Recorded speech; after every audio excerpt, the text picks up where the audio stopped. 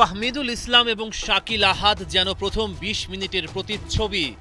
সিঙ্গাপুরের রক্ষণে বারবার হানা দিয়েছেন, সুবর্ণ সুযোগ তৈরি করেছেন, কিন্তু গোল যেন মরীচিকা, অধরা। রাকিব হোসেন সুযোগ কাজে লাগাতে পারেননি। সিঙ্গাপুরও সমান তালে লড়েছে, অতর্কিত আক্রমণে দুটি বিদ্যুতের ঝলক দেখিয়েছে। মনে হচ্ছিল যে কোনো মুহূর্তে স্কোর লাইন বদলে যাবে, কিন্তু না, তারাও গোলের তালা খুলতে পারেনি। প্রথম ২০ মিনিট স্কোর লাইন শূন্যতে স্থির। গোল পেতে পারত বাংলাদেশ ও সিঙ্গাপুর, দুই দলই, কিন্তু বক্সের মধ্য থেকে সিঙ্গাপুরের অধিনায়কের বাঁ প্রান্ত থেকে নেয়া শট ফিরিয়ে দিয়েছেন মিতুল মার্মা।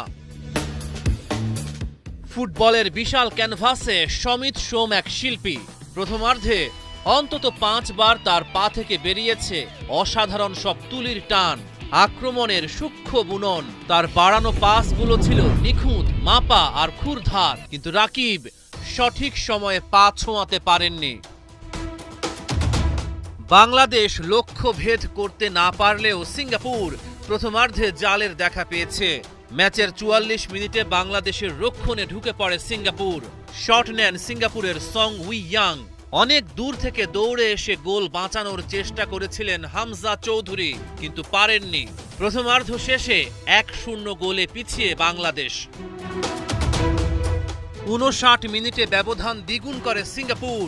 স্কোরার ইহসান ফান্দি সুযোগের পর সুযোগ নষ্ট করে অবশেষে গোলের দেখা পেলেন রাকিব হোসেন। হামজা চৌধুরীর বানিয়ে দেয়া বল থেকে সিঙ্গাপুরের গোলকিপারকে বোকা বানালেন। ম্যাচে ফিরতে একের পর এক আক্রমণ করতে থাকে লাল সবুজের প্রতিনিধিরা। সিঙ্গাপুর কোণঠাসা। ম্যাচের শেষ দিকে ডি বক্সের ভেতর ফাহিমকে অবৈধভাবে ফেলে দেন সিঙ্গাপুরের ডিফেন্ডার, তবে রেফারি পেনাল্টির বাঁশি বাজাননি। দুর্ভাগ্য বাংলাদেশের। জান প্রাণ উজাড় করে দিয়েছেন হামজা চৌধুরী, তিনিও বাংলাদেশকে সমতায় ফেরাতে পারেননি। ম্যাচের একেবারে শেষ মুহূর্তে তারিক কাজীর শক্তিশালী হেডার ঠেকিয়ে দেন সিঙ্গাপুরের গোলকিপার।